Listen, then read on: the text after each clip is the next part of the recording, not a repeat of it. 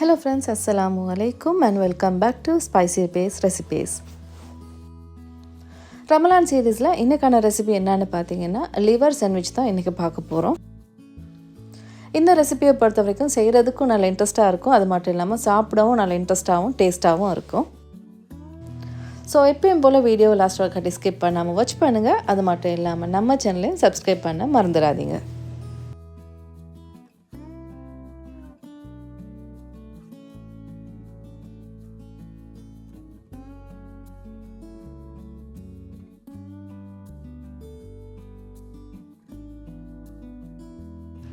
இன்றைக்கான லிவர் சாண்ட்விச்சில் முதலாவது நம்ம செய்ய போகிறது இந்த சாண்ட்விச்சை தான் செய்ய போகிறோம். நம்ம அந்த ரொட்டியை தான் செய்ய போகிறோம். இதுக்கு ஒரு கப்பில் அரை கப் அளவுக்கு பால் சேர்த்துக்கொள்ளுங்க. அதோடைய 1 டேபிள் ஸ்பூன் அளவுக்கும் லெமன் ஜூஸையும் சேர்த்துட்டு அது ஒரு முறை நல்லா மிக்ஸ் பண்ணிக்கொள்ளுங்க. ஸோ அதை அப்படியே வச்சுட்டு நெக்ஸ்ட்டு நம்ம இதுக்கான மாவை பார்த்துடலாம்.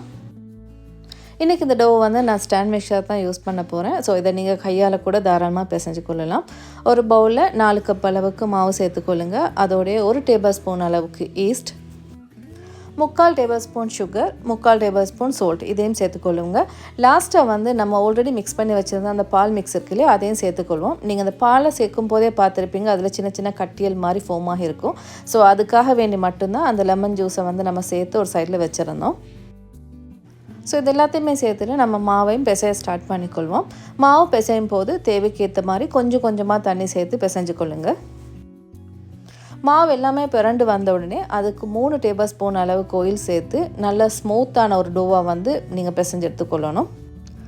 இந்த டோவை பொறுத்த வரைக்கும் நீங்கள் நீண்ட நேரம் பிசையணும்னுலாம் அவசியம் இல்லை. ஜஸ்ட் நம்ம டோ நல்லா கம்ப்ளீட்டாக சாஃப்டாக வந்துருச்சுனாலே போதும்.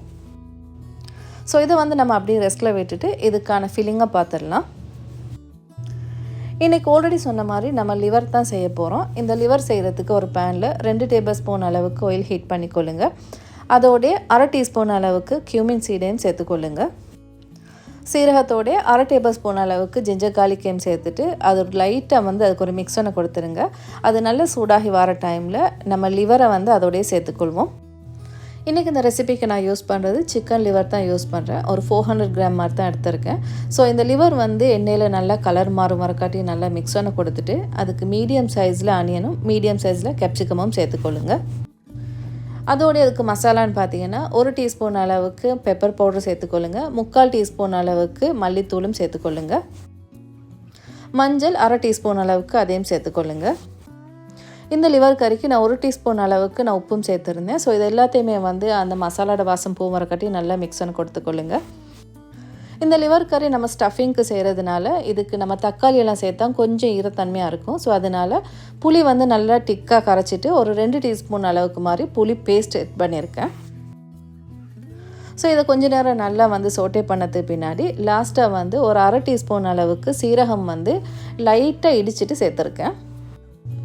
அதோடைய ஒரு கைப்பிடி அளவுக்கு நீங்கள் கொரியாண்டர் லீஃபும் சேர்த்துக்கொள்ளுங்க. இது கம்ப்ளீட்டாக ஆப்ஷனல் தான், விரும்பினா சேர்த்துக்கொள்ளலாம். ஸோ இந்த லிவர் கறியை ஒரு நிமிஷம் மாதிரி நல்லா சிம்மரில் விட்டு இறக்கினீங்கன்னா நம்ம ஸ்டஃபிங் ரெடி ஆகிரும். நெக்ஸ்ட் நம்ம மாவு பார்த்திங்கன்னா நல்ல டபுள் சைஸாக நல்ல ஆக்டிவாகி வந்திருக்கு. ஸோ இந்த மாவு நான் ஒரு 4 போர்ஷன்ஸுக்கு டிவைட் பண்ணிக்கொள்கிறேன். டிவைட் பண்ண மாவில் ஒரு போர்ஷனை மட்டும் நம்ம ரோல் பண்ண ஸ்டார்ட் பண்ணிக்கொள்வோம். முக்கியமாக இந்த மாவில் இதில் திக்னஸ் நம்ம சப்பாத்தியெல்லாம் எந்த அளவுக்கு நல்லா தின்னாக ரோல் பண்ணுவோமோ அதே மாதிரி நல்லா தின்னாக ரோல் பண்ணிக்கொள்ளுங்க. மாவு திக்காக இருந்துச்சுன்னா நீங்கள் ரொட்டி செய்யும் போது ரொட்டி நல்லா ஊதி பூரி மாதிரி வராமல் அப்படியே ஃப்ளட் ஆகிரும். ஸோ அதனால் தின்னாக ரோல் பண்ணிக்கொள்ளுங்க. இந்த ரொட்டியோட சாண்ட்விச்சை ஷேப் பண்ணுறதுக்கு நான் ஒரு கப்பை வச்சு தான் இதெல்லாம் கட் பண்ணி எடுத்திருக்கேன். ஸோ இதில் சைஸ் உங்களுக்கு தேவையான சைஸில் நீங்கள் தேவையான மாதிரி கட் பண்ணி எடுத்துக்கொள்ளுங்க. கட் பண்ணி எடுத்த ரொட்டி எல்லாமே ஒரு டவலில் ப்ளேஸ் பண்ணி அதை ஒரு 10 மினிட்ஸ் மாதிரி அப்படியே ரெஸ்ட்டில் விட்டுடலாம்.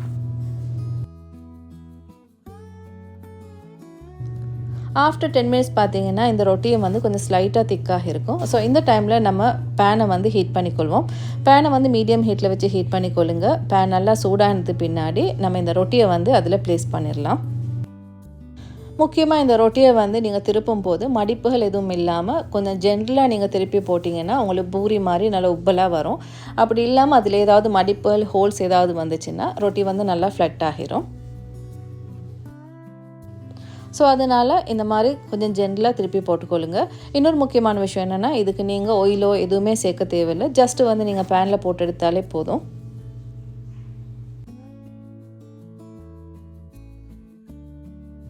இந்த மாதிரி 2 சைடும் ஸ்லைட்டாக வந்து கலர் மாதிரி வர டைமில் இதை பேன்லேருந்து ரிமூவ் பண்ணிக்கொள்ளுங்க. ரிமூவ் பண்ணுற இந்த ரொட்டியை வந்து ஒரு டவல் ஒன்றால் கவர் பண்ணி வச்சிங்கன்னா அந்த சூட்டுக்கே வந்து அந்த ரொட்டி வந்து நல்லா சாஃப்டாக இருக்கும். நம்ம செஞ்செடுத்த ரொட்டியை பார்த்திங்கன்னா நல்ல பொக்கெட் ஷேப்பில் நல்ல அழகாக வந்திருக்கு. உங்களுக்கு பார்த்தாலே புரியும்னு நினைக்கிறேன். அது மட்டும் இல்லாமல் சின்ன மினியாக கூட இந்த ரொட்டியும் செஞ்சுருந்தேன். ஸோ சின்னவங்க இருக்க வீட்டில் இந்த மாதிரி அவங்களுக்கு ஜாம், நியூட்லா எது சரி ஃபில் பண்ணி கொடுத்தாலும் இன்ட்ரெஸ்ட்டாக சாப்பிடுவாங்க.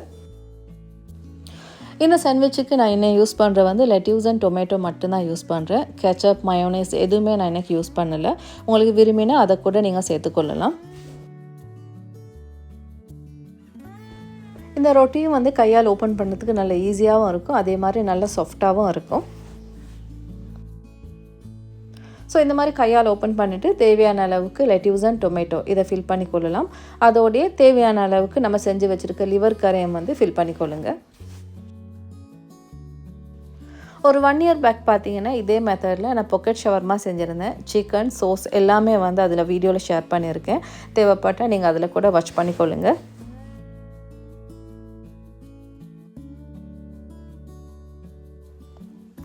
இதுவுமே வந்து இந்த லிவரோடு சேர்த்து இன்னும் கொஞ்சம் எக்ஸ்ட்ரா டேஸ்ட் வேணும்னா நீங்கள் பாயில்டு எக் கூட ஸ்லைஸ் பண்ணி சேர்த்துக்கொள்ளலாம். அதுவும் வந்து பார்க்குறதுக்கும் நல்லாயிருக்கும், டேஸ்ட்டும் வந்து வேறு லெவலாக இருக்கும். நிறைய ப்ரொசீஜர்ஸ் எதுவும் இல்லாமல் எந்த வெரைட்டியான சோஸ் கூட ஆட் பண்ணாமல் செய்யக்கூடிய இந்த சாண்ட்விச் வந்து நல்ல ஃப்ளேவராகவும் இருக்கும், அதே மாதிரி நல்ல டேஸ்ட்டாகவும் இருக்கும். இந்த மாதிரி சாண்ட்விச் எல்லாம் நம்ம இஃப்தார் டைமுக்கு செய்யும் போது கொஞ்சமாக செஞ்சாலே நம்மளுக்கு அந்த நிறைய சாப்பிட்ட மாதிரி ஒரு நல்ல திருப்தியான ஒரு ஃபீல் ஒன்றும் கிடைக்கும். ஸோ இந்த வீடியோ என்ஜாய் பண்ணியிருப்பீங்கன்னு நினைக்கிறேன். See you soon with another vlog. Thank you.